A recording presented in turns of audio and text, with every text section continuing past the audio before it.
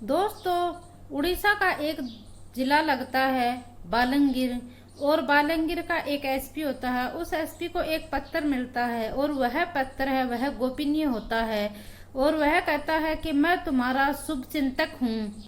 और इस पत्र के माध्यम से मैं बताना चाहता हूँ कि यह कत्ल किसने किए हैं, और कत्ल 2 हुए हैं। और इस जो ये 2 कत्ल हुए थे, इन 2 कत्लों की पूरे प्रदेश में चर्चा थी। ऐसी कोई जगह नहीं थी जहां इन कत्लों की चर्चा न हो। और उस पत्र को लिखा जरूर गया था, लेकिन उस पत्र के अंदर जो लिखा गया था उसे एसपी ने समझने की कोशिश की, लेकिन 50 से ज्यादा जो पुलिस वाले थे वह उस पत्र को समझने की कोशिश की, लेकिन किसी के भी यह पत्र था यह समझ नहीं आ रहा था। और फिर उसी प्रदेश की राजधानी में एक सीनियर ऑफिसर होता है। उस सीनियर ऑफिसर के व्हाट्सएप के ऊपर वह पत्र भेजा जाता है, और जैसे ही यह पत्र उस सीनियर ऑफिसर के व्हाट्सएप के ऊपर जाता है तो उस सीनियर ऑफिसर ने इस जो पत्र था, इस पत्र के अंदर लगभग 130 शब्दों में यह पत्र लिखा गया था। और उस जो सीनियर ऑफिसर था उसने इस पत्र को लगभग 100 बार से भी ज्यादा इस पत्र को पढ़ा था। वह ऑफिसर सोचता कि आखिरकार इस पत्र में यह कहना क्या चाहता है। जैसा कि उस पत्र में लिखा हुआ था वह ऑफिसर उस पत्र के अपोजिट ही करता है, और जैसे ही वह ऑफिसर इसके अपोजिट करता है तो वह केस था, वह उस केस का भी खुलासा होता है, और फिर 7 साल के बाद उनको सजा भी सुनाई जाती है। फिर जब ये घटना हुई थी, इस घटना के ऊपर कई फिल्में बन जाती हैं। फिल्म के माध्यम से लोगों को बताने की कोशिश की जाती है, और संभवतः भारत के इतिहास में यह पहला ऐसा मामला रहा हो जिसमें दूल्हा और दुल्हन को मारने के लिए गिफ्ट में एक बम भेजा गया था। नमस्कार, राधे राधे, जय श्री कृष्ण। दोस्तों, मैं पूजा। आज की जो सच्ची घटना मैं आपको सुनाने जा रही हूँ, यह सच्ची घटना है उड़ीसा प्रदेश की, और उड़ीसा प्रदेश का ही एक जिला लगता है बालंगीर, और बालंगीर जिले का एक कस्बा लगता है जिसका नाम है पटनागढ़। दरअसल मैं बात कर रही हूँ 23 फरवरी 2018 की, और लगभग दोपहर के 12:30 बजे के आसपास का समय हो रहा था। इसी बीच 22 साल की रीमा साहू होती है, और रीमा साहू अपने घर की रसोई में थी, और रसोई में वह बैंगन का भत्ता बना रही होती है, और घर में खाने बनाने की तैयारी चल रही थी। दोपहर का समय था, और फिर उसके जो घर का मेन दरवाजा है उस दरवाजे की घंटी बजती है। जैसे ही दरवाजे की घंटी बजती है तो जैसे कि घर का मालिक है सौम्या शेखर साहू, यह दरवाजे पर जाता है और दरवाजे पर खोलता है। और वह दरवाजे पर इसलिए जाता है क्योंकि उसे आवाज लगाई जाती है, क्योंकि उसके नाम का कुरियर आया था, और कुरियर को देखकर वह बहुत ज्यादा खुश था। खुश इसलिए था क्योंकि वह गिफ्ट था, एक किसी ने उनके लिए गिफ्ट भेजा था। और वह अपनी पत्नी के पास जाता है, अपनी पत्नी से कहता है कि देखो, कोई हमारा शुभ चिंतक है और उसने हमारे लिए गिफ्ट भेजा है।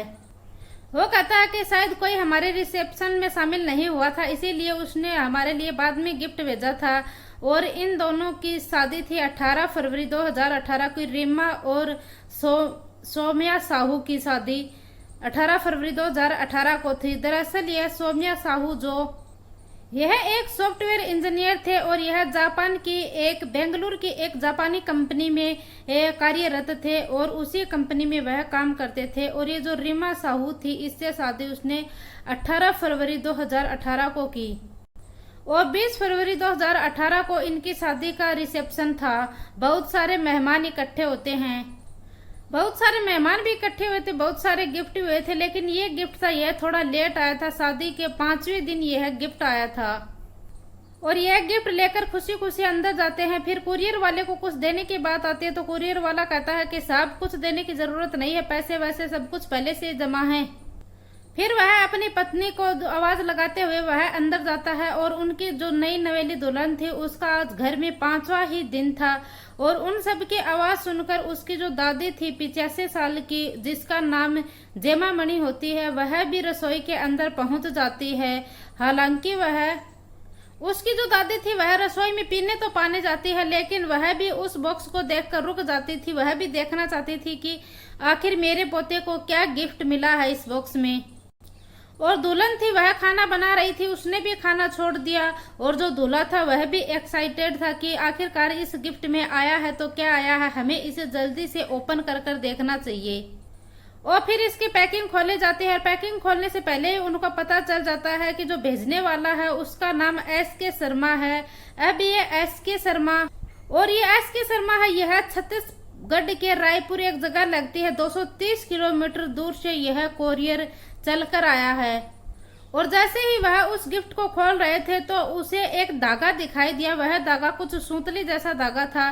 जैसे ही उस धागे को थोड़ा सा खींचा और थोड़ा सा खींचने पर उस धागे से इतना जोर का धमाका हुआ। और यह धमाका इतना तेज होता है कि जो आसपास की बिल्डिंगें थी वहां पर भी इसके धमाके की दहल पहुंच जाती है। और साथ ही जो रसोई के अंदर इसका बहुत ज्यादा धमाका होता है। और यह धमाका इतना तेज होता है कि यह रसोई की छत भी फट जाती है। यह दूल्हा दुल्हन और जो दादी थी पानी पीने के लिए आई थी, वह जो गिफ्ट ओपन हो रहा था उस गिफ्ट को देखने के लिए वह भी वहां पर रुक जाती है। और जब ये धमाका होता है तो इसमें रसोई की छत फट जाती है। और जो दूल्हा दुल्हन और उसकी जो दादी थी, यह तीनों लोग थे, यह पूरी तरह से झुलस चुके थे। और फिर वहां के आसपास के लोग थे वह दौड़ते हुए इस घर के अंदर पहुंच जाते हैं। और फिर तीनों को पास के ही एक हॉस्पिटल में लेकर जाया जाता है। वहां पर जो 85 साल की दादी थी और ये सोमिया था, इनको तो दोनों को मृतक घोषित कर दिया था। और जो इसकी दुल्हन थी जिसकी शादी अभी महज 5 दिन पहले हुई थी, रीमा, वह भी बुरी तरह से घायल हो चुकी थी। और फिर रीमा का इलाज होना शुरू हो जाता है। और फिर वह समय आगे बढ़ता जाता है। पुलिस में भी इसकी रिपोर्ट दर्ज करा दी जाती है और पुलिस भी अपनी जांच पड़ताल में जुट जाती है। और फिर जैसे पुलिस यह FIR दर्ज करती है तो इस मामले में, और यह मामला है ये बम ब्लास्ट का, यह अखबारों में छपने लग जाता है, इंटरनेट पर इसकी खबर आने लग जाती है। और हाई वेबसाइटों के ऊपर और अलग अलग सोशल मीडिया प्लेटफॉर्म पर भी इसकी न्यूज आने लग जाती है। न्यूज चैनलों पर भी इसकी खबर आने लग जाती है। और सभी जगह एक ही खबर चल रही थी कि दूल्हा और दुल्हन को मारने के लिए किसी ने गिफ्ट में बम भेजा है। और आखिरकार इस दूल्हा और दुल्हन को मारने के पीछे की वजह क्या थी? इस गिफ्ट के ऊपर तो नाम तो सिर्फ दूल्हे का ही लिखा हुआ था, लेकिन इसके पीछे की वजह क्या थी? बस यही था कि इसके पीछे की वजह है कौन है, इसके पीछे जो गिफ्ट भेजने वाला व्यक्ति है वह कौन है। और पुलिस लगातार इस मामले की जांच में जुट जाती है और यह मामला बहुत ज्यादा हाईलाइट हो जाता है। लगातार इसकी खबरें प्रकाशित होने लग जाती हैं। और जैसे ही इसकी गूंज कुछ ज्यादा फैल जाती है तो पुलिस इस मामले में कुछ ज्यादा खास कर नहीं पाती है। और ऐसे ही करते करते लगभग 1 महीने का समय बीत जाता है और फिर पुलिस की जांच हटाकर इस मामले को सीधा क्राइम ब्रांच को सौंप दिया जाता है। आखिरकार कातिल कौन है, किसने ये बम बनाया, किसने ये बम भेजा, इन सब का पता लगाने के लिए क्राइम ब्रांच की जो टीम थी वह कोशिश करना शुरू कर देती है।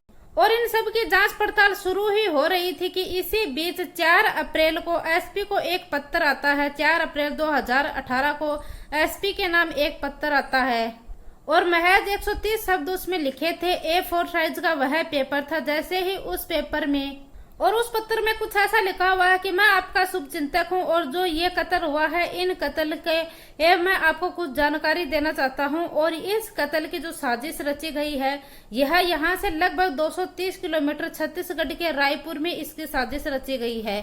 और इसमें कत्ल की पीछे की वजह बताई गई कि इसमें विश्वासघात किया गया था। इसमें जमीन की हेराफेरी के लिए विश्वासघात किया गया था और जो लड़की थी उसके लिए। और इसमें बड़ी रकम को, बड़े रुपए को लेकर, बड़े मामले को लेकर गड़बड़ की गई है। और जहां पर यह संदेश भेजा गया है और जो नाम आप SK शर्मा नाम पढ़ रहे हैं, दरअसल वो SK शर्मा नाम नहीं है, दरअसल वह नाम RK सिन्हा नाम है।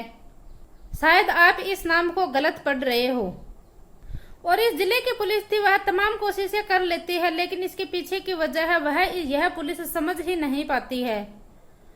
और पुलिस यहाँ दोस्तों, रिश्तेदारों और जो दुश्मनी, किसी से कुछ कहा तो उनको, ऐसे लोगों को 100 लोगों को पुलिस ने गिरफ्तार कर लिया था और पुलिस के अब तक हाथ कुछ भी नहीं लगा था। और अब जो पुलिस के पास लेटर आया था, उस लेटर के माध्यम से भी वह क्या बताना चाह रहा था वह भी पुलिस नहीं समझ पा रही थी। और फिर वह जो लेटर था वह भुवनेश्वर का एक ऑफिसर होता है, उस ऑफिसर के पास वह लेटर भेजा जाता है और उस ऑफिसर का नाम है अरुण बोथरे। और अरुण बोथरे के पास ये लेटर पहुंचता है। तो अरुण बोथरे जब उस लेटर को पढ़ता है तो वह शुरू से लेकर आखिर बार उस लेटर को और 100 से ज्यादा बार उस लेटर को वह पढ़ चुका था। फिर उस ऑफिसर के दिमाग में आती है कि यह एस के शर्मा है और उसको आर के सिन्हा में कैसे पढ़ा जाए, यह लेटर लिखने वाले को कैसे पता, उसको कैसे पता। और क्योंकि यह बात थी, यह मीडिया में नहीं आ रही थी, यह बात किसी को भी पता नहीं थी।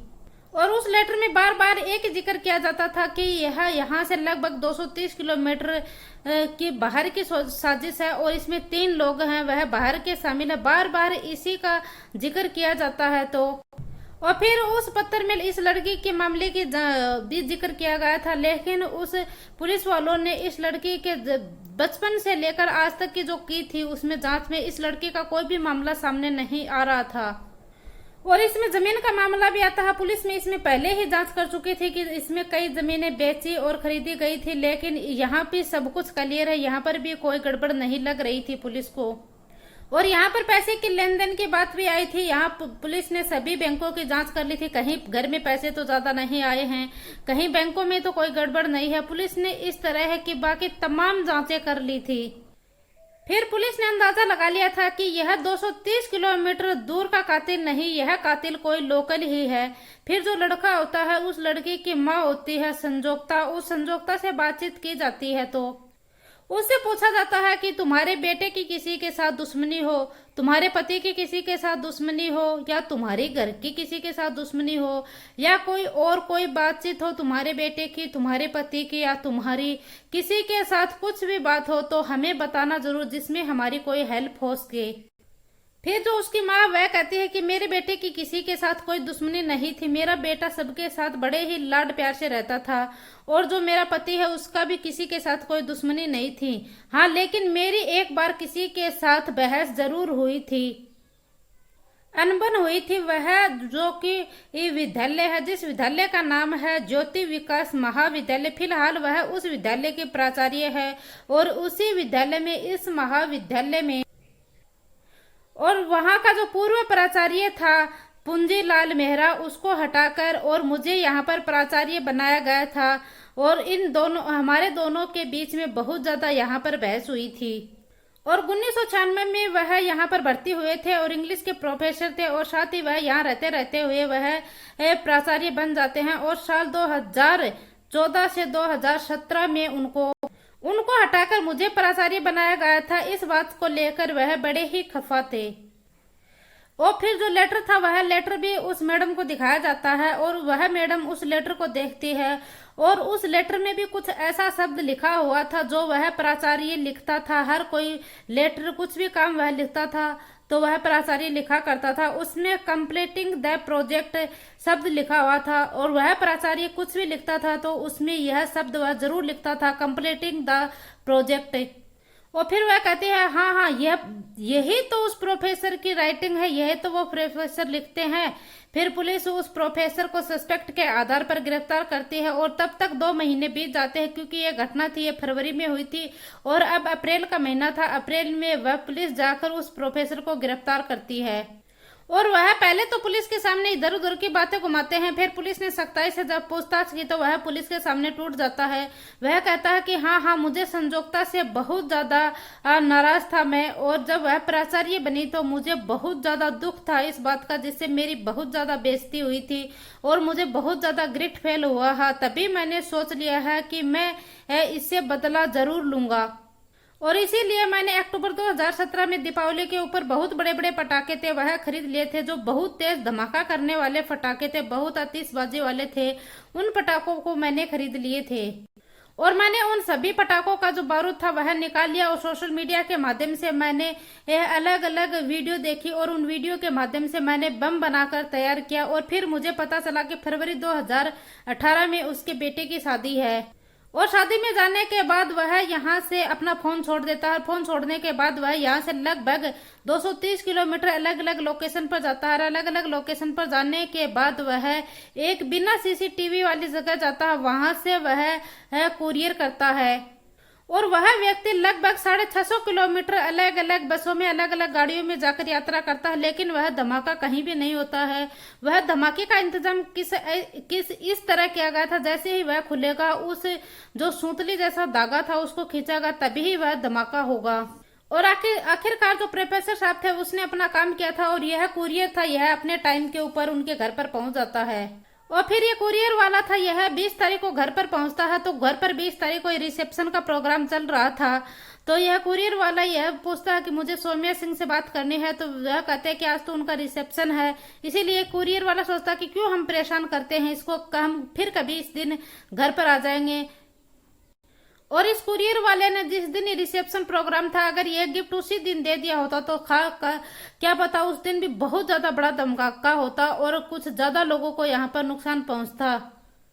फिर यह मामला कोर्टों में जाता है। अलग अलग वकीलों के जगह यह इनकी वकालत की जाती है, दोनों तरफ से, दोनों वकीलों की तरफ से। और आखिरकार इनमें पुलिस ने सबूत जुटाते हैं। सबूत जुटाने के बाद चार्जशीट तैयार की जाती है। और आखिरकार 7 साल के बाद 28 मई 2025 को अदालत ने इस मामले के ऊपर फैसला सुनाती है। और अदालत कहती है कि इस व्यक्ति को, इस प्रोफेसर को आजीवन कारावास की सजा सुनाई जाती है और साथ ही 50,000 रुपए का जुर्माना भी लगाया जाता है। और फिर यह मामला 2025 में एक बार फिर से सुर्खियों में आने लग जाता है। और यह खासकर मामला उस प्रदेश में बहुत ज्यादा चर्चा की घटना थी जिस प्रदेश में यह घटना हुई थी। और उस प्रदेश में इस घटना के ऊपर कई नाटक भी बनाए गए, कई फिल्म भी बनाए गए कि एक प्रोफेसर ने बेवजह ही उस मैडम के बेटे की और उस मैडम की जो सास थी, इन दोनों की उस प्रोफेसर ने जान ले ली। और एक लड़के जो अपनी दुल्हन के रूप में सिर्फ 5 दिन ही देखे थे, उसकी भी जिंदगी पूरी तरह बर्बाद हो चुकी। उसे भी बहुत ज्यादा चोटें आई थी, उसका भी बहुत ज्यादा नुकसान हुआ था। दोस्तों, इस पूरी घटनाक्रम का सुनाने का उद्देश्य मेरा किसी को दिल को ठेस पहुंचाना नहीं है, किसी को परेशान करना नहीं है और किसी को आहत करना भी नहीं है, किसी को दिल को ठेस पहुंचाना भी नहीं है, बल्कि आपको जागरूक करना है, सचेत करना है। जय हिंद, जय भारत।